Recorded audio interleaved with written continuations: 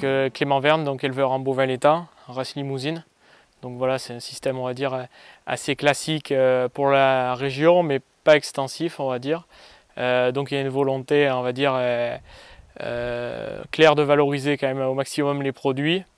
C'est-à-dire que donc dans le système, surtout donc la valorisation est faite par la voie femelle. Donc toutes les femelles qui naissent sur l'exploitation sont gardées sur l'exploitation.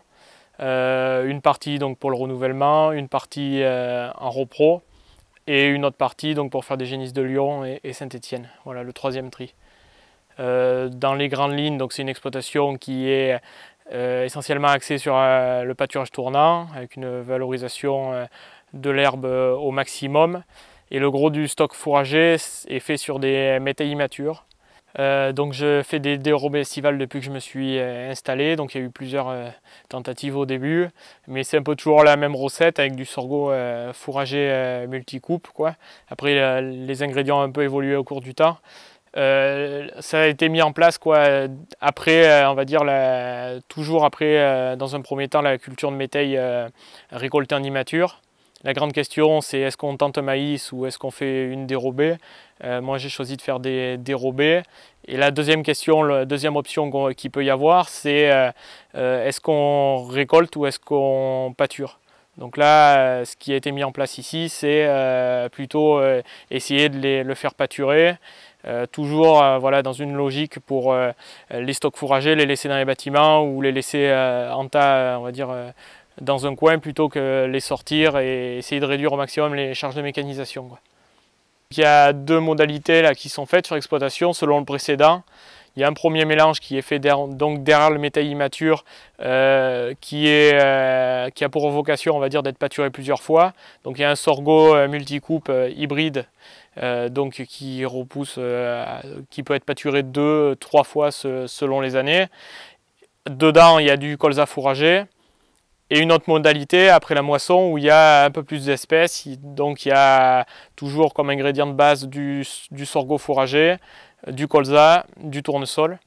Donc le tournesol on le met pour faire un peu plus de biomasse mais il ne repousse pas, tandis que le colza et le tournesol pourraient, le sorgho et le colza pourraient repousser.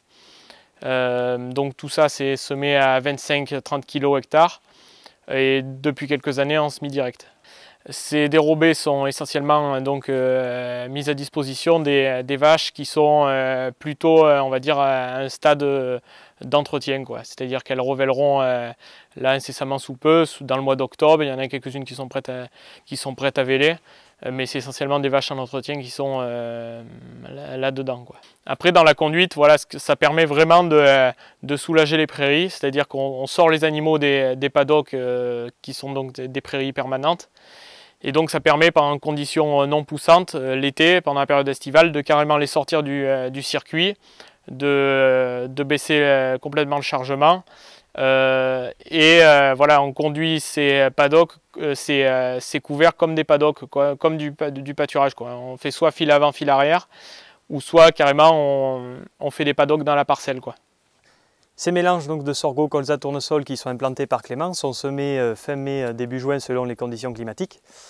L'avantage de mettre en place des dérobés estivales, c'est qu'en période de sécheresse, si on a un mois et demi sans pluviométrie, la plante reste quand même poussante et peut éventuellement bénéficier des orages qui peuvent être en mois de juillet, août et continuer de produire de la biomasse. On a aujourd'hui environ, sur les parcelles de Clément, en ayant fait des mesures, environ on peut récolter autour de 5-6 tonnes de matière sèche à l'hectare.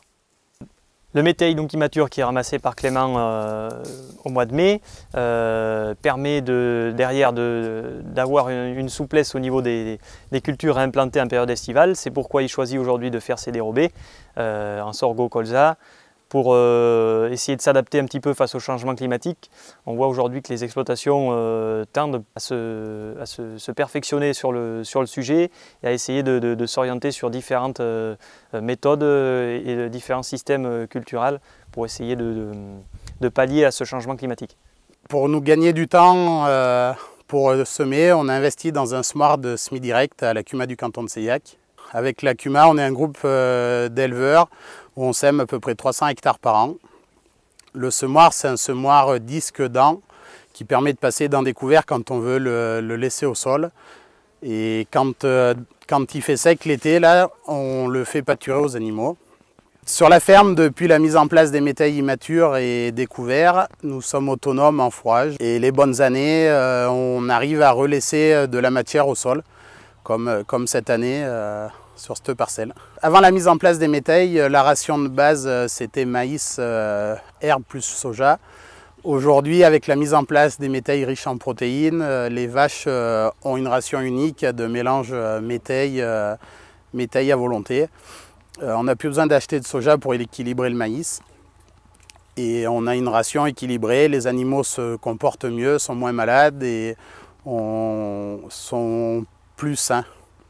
Donc dans le cadre du programme Protéhumani, nous avons mis en place plusieurs parcelles d'essai chez des agriculteurs avec une sole constituée de mélanges orge-pois récoltés en métailles grains.